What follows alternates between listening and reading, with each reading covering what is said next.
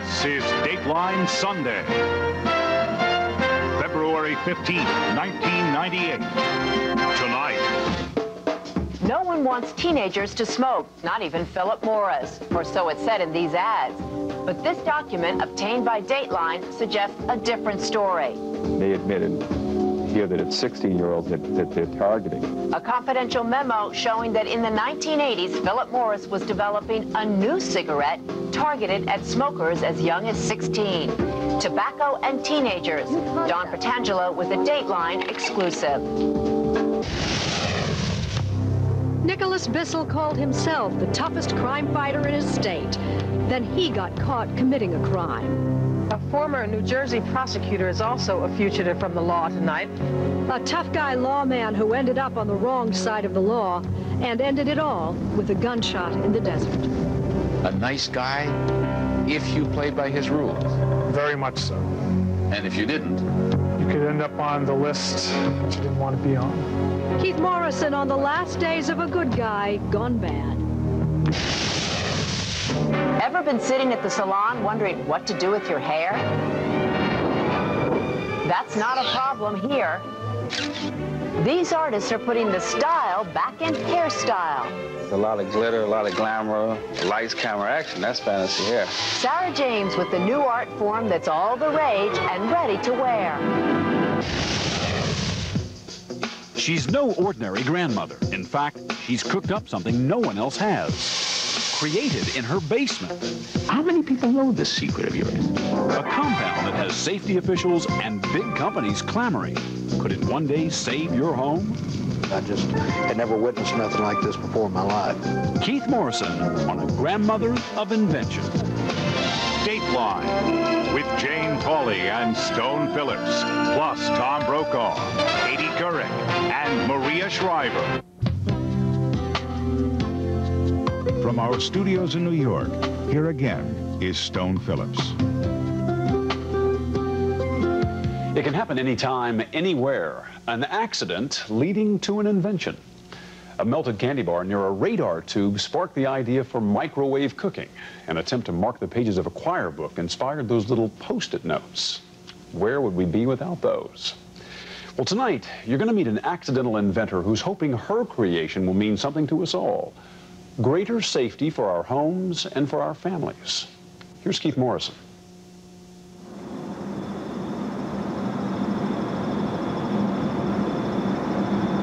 It happened in a basement in Kansas City. Pat Billings finally sculpted the perfect swan. She had worked on it for months. And here it was in 1,000 pieces. I don't want to tell you what I said. It was not repeatable. It will soon be clear to you, if it isn't already, that Pat Billings is not your average 70-year-old grandmother. Look at her house in Kansas City, a monument to kitsch and whimsy. She isn't an average anything. I had a large basement, and I just set it up as a laboratory. She went down to that basement of hers and, using the chemicals she'd learned about as a medical technician years ago, started experiments that would create a whole new compound. One that would be delicate enough for fine sculpture, but strong enough not to break. The memory of that broken swan kept her going for a decade. A 10-year obsession. Until I finally got the mixture that I thought would work. She made up a name for it. Geobond. Then one day, Pat discovered the most amazing thing. She held a blowtorch to this stuff she had made. That's 2,000 degrees.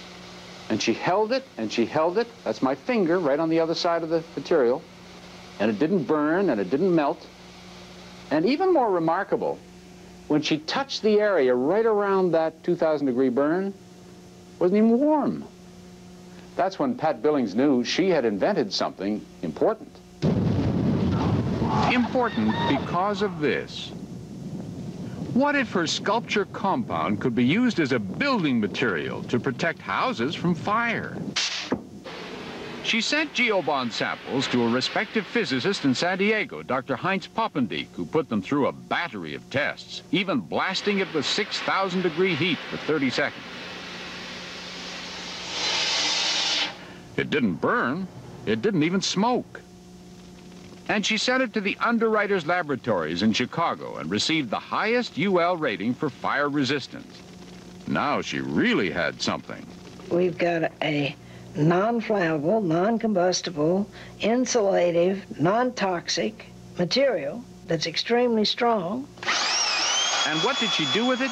She went into business, decided to sell it to make plaster and wallboard, floor and roof tiles, insulation, even road patch.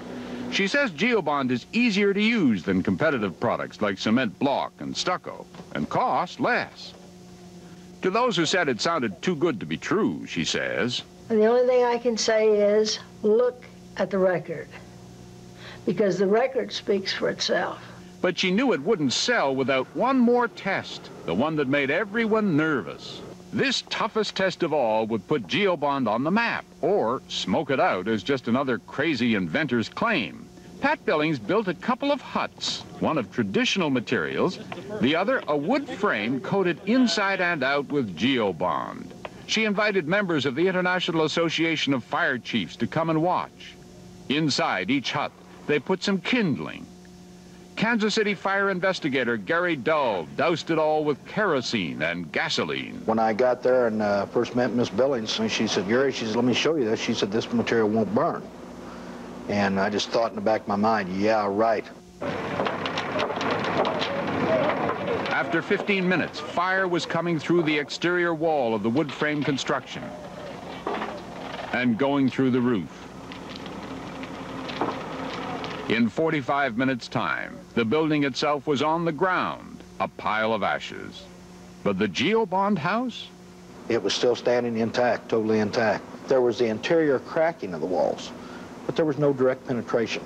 I was overwhelmed by it, I really was. There's no words to express it. I just had never witnessed nothing like this before in my life. Before long, the most amazing calls started coming in.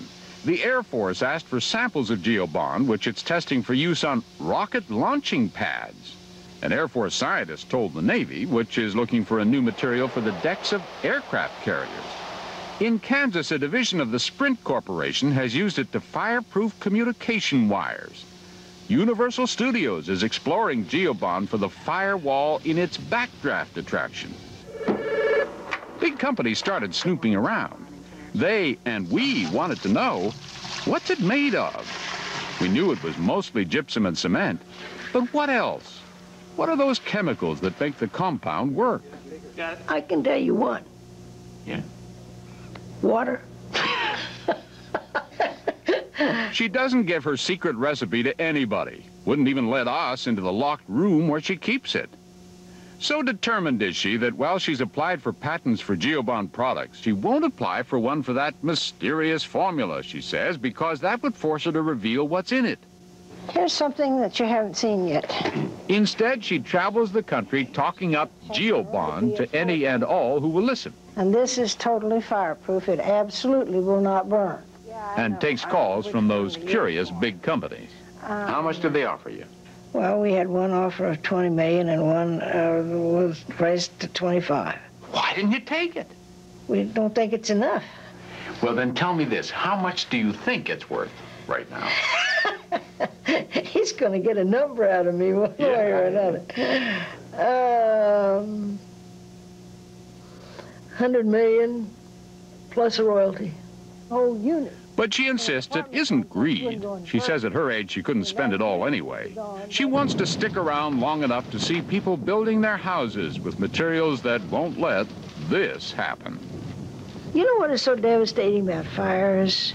It takes away your memories. You have pictures and you have movie stubs or whatever you keep. And a fire just absolutely destroys all of that. If they're going to say, if they remember Pat Billings, then, yeah, she's the one that made that fireproof material. And once that's done, she says, maybe she can finally finish that swan. It should be noted that while Geobond can prevent structural damage during a fire, it won't protect everything. A smoke detector is still needed for early warning because furnishings could still burn or give off deadly fumes.